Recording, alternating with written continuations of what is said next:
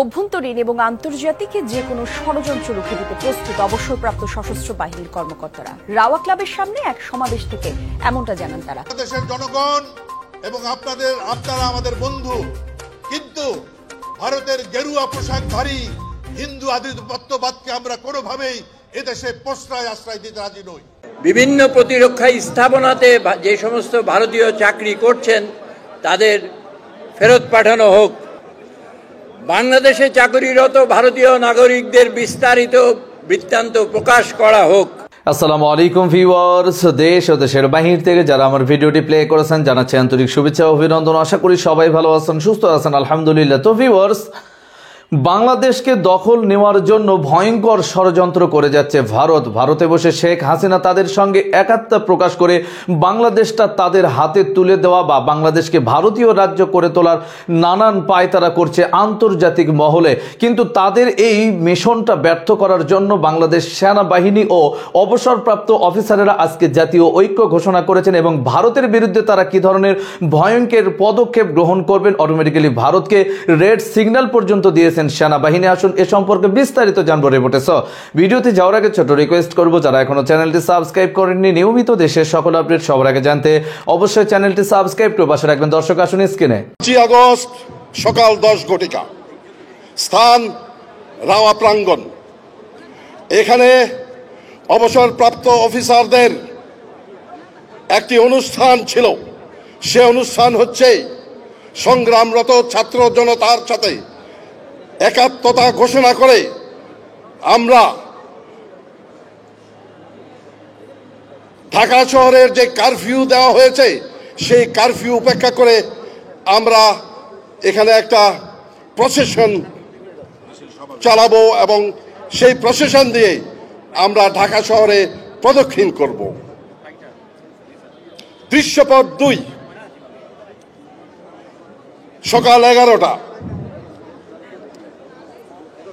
ঢাকা শহরের চারিদিক থেকে বাঁধ ভাঙা বানের মতো চারিদিক থেকে ছুটে আসছে ছাত্র জনতা। উত্তরা থেকে, মিরপুর থেকে আসছে যাত্রাবাড়ি থেকে, গন্তব্য গণভবন। বসুন্ধরা ডায়াপেন্ট এখন আরো উন্নত। এই hot air through top sheet দ্রুত শোষণ করে সোনামণিকে দেয় কোমল অনুভূতি। দৃশ্যপট 3, গণভবন, সকাল 11:30। মুখোমুখি বসে আছেন স্বৈরাচার শেখ হাসিনা ও সেনাপ্রধান। বাদানুবাদ হচ্ছে।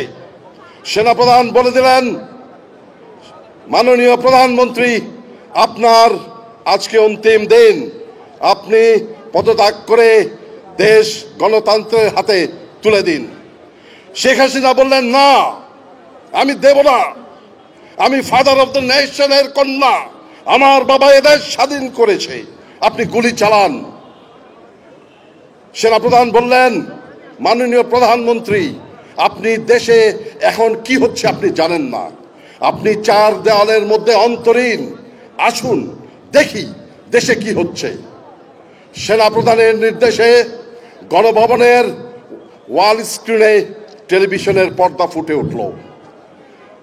কাকতালীয়ভাবে বাংলাদেশের ঢাকার যতগুলো চ্যানেল আছে সবার ক্যামেরা নিবন্ধ রাওয়ার প্রাঙ্গণে, যেখানে আমরা 200 অফিসার এবং সাথে আশেপাশের জনতা মিলে 105 আমরা দাঁড়িয়ে বিক্ষোভ প্রদর্শন করছি।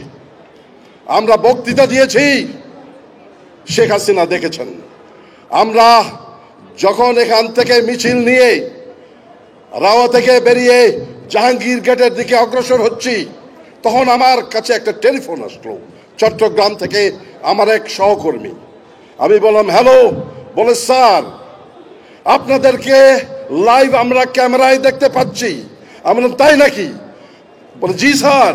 তো এখন কি আপনাদেরকে দেখে ঘরে আর এখন শুরু নষ্ট করে দিয়ে, ধ্বংস করে দিয়ে আমাদেরকে চিরতরে তাদের কর্তৃত্বের মধ্যে নিতে চায়।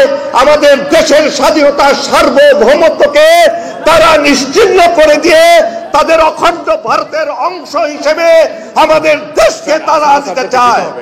আজকে প্রিয় ভাই বোনেরা, আজকে আমরা যারা অবসরপ্রাপ্ত আছি এবং বাইরে থেকে যারা আসছেন, আসুন আমরা 5ই আগস্টে যে বিপ্লব সফল করেছি আল্লাহর রহমতে, আমাদের সামরিক বাহিনী যে ভূমিকা পালন করেছে দেশের জন্য, আমরা আজকে দেখিয়ে দিব আমাদের হায়না কান্ট্রিকে যে আমরা এখন জাগ্রত আছি, পুরো জাতি ঐক্যবদ্ধ, এই দেশকে রক্ষা করার জন্য আমরা প্রতিজ্ঞাবদ্ধ। জলে স্থলে অন্তরিক্ষে আমরা আমাদের নিজেদের জীবনকে বিলীন করে দিয়ে আমরা এগিয়ে যাব। বিভিন্ন প্রতিরক্ষা স্থাপনাতে যে সমস্ত ভারতীয় চাকরি করছেন তাদের ফেরত পাঠানো হোক। বাংলাদেশে চাকরিরত ভারতীয় নাগরিকদের বিস্তারিত বৃত্তান্ত প্রকাশ করা হোক। সার্বভৌমত্বের উপর হামলা হয়, আমাদের পতাকা পদদলিত হয়, আমাদের দূতাবাসে আক্রমণ হয়, তখন আমরা সশস্ত্র বাহিনীর সদস্যরা চুপ করে থাকতে পারি না। আমরা দেশের স্বাধীনতা ও সার্বভৌমত্ব রক্ষার শপথ দিয়েছিলাম। এখনো আমরা সেই শপথ থেকে কোন রকমের বিচ্যুত হইনি। দেশের এই ক্রান্তি লগ্নে জাতিকে ভারতীয় আগ্রাসনের বিরুদ্ধে আমরা ঐক্যবদ্ধ করতে চাই। আসুন সব ধরনের রাজনৈতিক বিভাজন ভুলে গিয়ে ধর্ম, দল, মতের ঊর্ধ্বে উঠে আমরা আমাদের স্বাধীনতা ও সার্বভৌমত্বকে সুরক্ষা করি। নির্মাণ কাজেও আমি বেছে নেই CSRM TMT 500W, Committed for Better Still। কেউ যদি ভারতে গিয়ে থাকেন, সেখানে তারা অনেক ক্ষেত্রে দুর্ব্যবহার করছেন।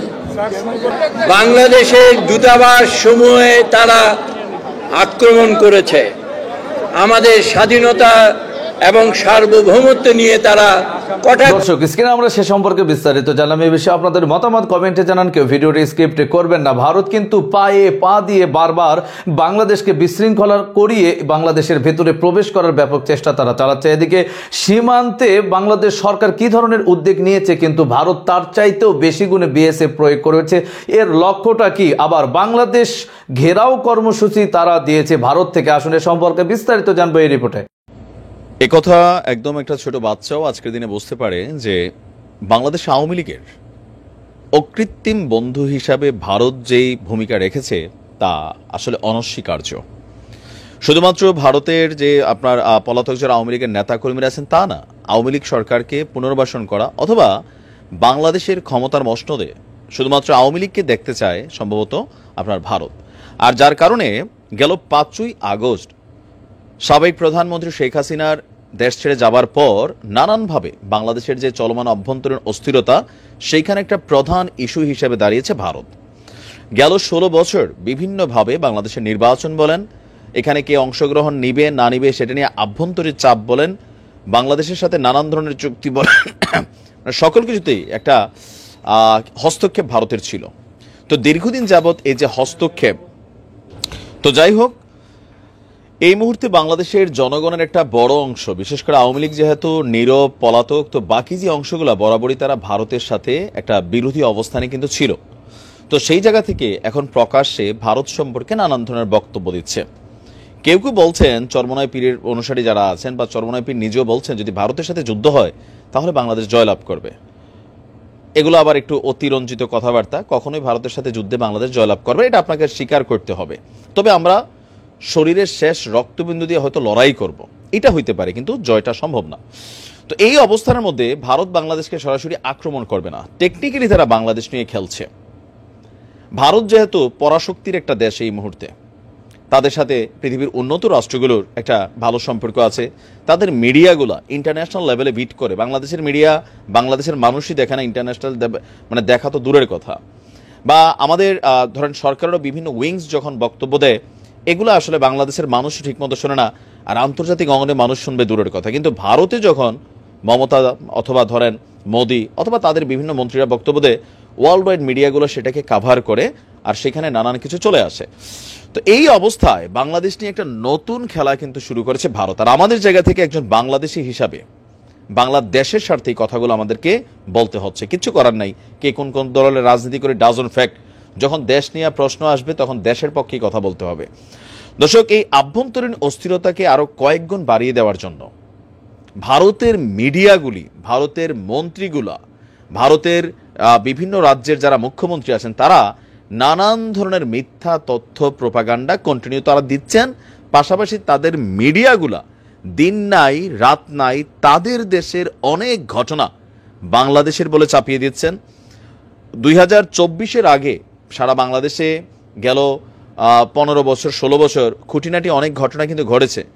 সেই সময়কার ঘটনাগুলোরও ভিডিও ফুটেজ তারা তাদের টেলিভিশনের মাধ্যমে, তাদের জাতীয় ব্যক্তিত্বদের মাধ্যমে, আইডিতে শেয়ার করার মাধ্যমে মানে নানানভাবে ভারতের জনগণের সামনে বিকৃতভাবে উপস্থাপন করেছে যে তথ্যগুলো আসলে সঠিক নয়। তবে এটা একটা হাস্যকর ইস্যু এই কারণেই সোশ্যাল মিডিয়া প্ল্যাটফর্মে একটা প্রযুক্তি আছে, এর নাম হচ্ছে রিউমার স্ক্যানার অথবা ফ্যাক্ট চেক। যখন কোনো একটা ইস্যু ভাইরাল হয় তখন ওই ভাইরাল ইস্যুটাকে আসলে সঠিক নাকি ভুল, ফ্যাক্ট চেক বা রিউমার স্ক্যানার তারা কিন্তু এই কাজগুলো করে প্রমাণ দেয়। এখন পর্যন্ত বাংলাদেশ ইস্যুতে ভারত স্পর্শকাতর 97টি ভিডিও ফুটেজ এবং ছবি প্রকাশ করেছে, যার মধ্যে 95টাই হচ্ছে ভুয়া। ভুয়া মিন্স এখন এগুলাকে যা দেখানো হচ্ছে এগুলা না। ইভেন এমনও কর্মকাণ্ড হয়েছে যে পশ্চিমবঙ্গের মন্দির ভাঙার ভিডিও, পশ্চিমবঙ্গের একজন হিন্দুকে মারধরের ভিডিও, নিজেরা নিজেদেরকে মারছিল কোনো এক কারণে, এগুলা পর্যন্ত বাংলাদেশের বলে বিভিন্ন জায়গার বলে চালিয়ে দেওয়া হচ্ছিল, যা ফেসবুক আপনার সামনে নিয়ে আসছে। গণমাধ্যমগুলোতে বাংলাদেশের বিষয় নিয়ে যখন একের পর এক গুজব ছড়াচ্ছে, তো রিউমার স্ক্যানার টিমের অনুসন্ধান অনুযায়ী রাষ্ট্র ক্ষমতার পট পরিবর্তনের পর আপনার 12ই আগস্ট থেকে 5ই ডিসেম্বর পর্যন্ত ভারতীয় গণমাধ্যমে শুধুমাত্র ভুয়া খবরই বাংলাদেশকে নিয়ে আপনার প্রচারিত হয়েছে। ভারতের অন্তত 49টি গণমাধ্যম এই ভুয়া খবর প্রচার করেছে। এর মধ্যে রিপাবলিক বাংলা সর্বাধিক 5টি গুজব আপনার প্রচার করেছে। পরবর্তী অবস্থানে রয়েছে ভারতের প্রথম সারির গণমাধ্যম হিন্দুস্তান টাইমস, জি নিউজ, লাইভ মি। দর্শক, স্ক্রিনে আমরা সে সম্পর্কে বিস্তারিত জানলাম। সো ভিডিও এই পর্যন্ত। ভালো লাগলে লাইক এন্ড কমেন্ট করবেন এবং দেশের সকল আপডেট সবার আগে জানতে অবশ্যই চ্যানেলটি সাবস্ক্রাইব করে পাশে রাখবেন। দেখা হবে পরবর্তী ভিডিওতে ইনশাআল্লাহ। আসসালামু আলাইকুম ওয়া রাহমাতুল্লাহ।